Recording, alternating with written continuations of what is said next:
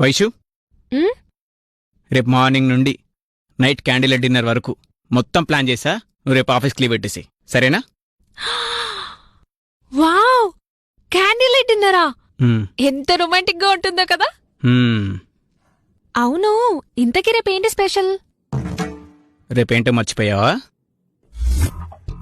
ఆ, హే, నీ బర్త్డే కదా?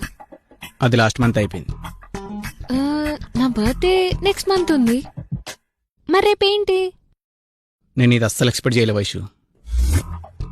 ఆ, ఆ, హా, గుర్తొచ్చింది. నువ్వు నాకు ప్రపోజ్ చేసిన రోజు కదా?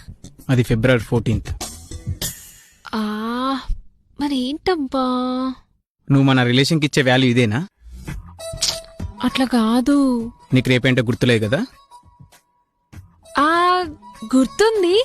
కాకపోతే అదా కాదా అని చిన్న డౌట్. మ్మ్. దాన్నే గుర్తులేదంటారు.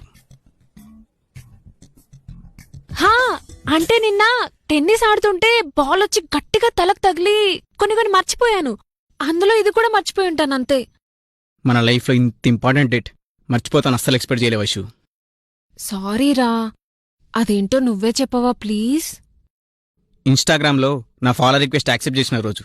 ఇంత ఇంపార్టెంట్ విషయం ఎవరైనా మర్చిపోతారా? ఛీ!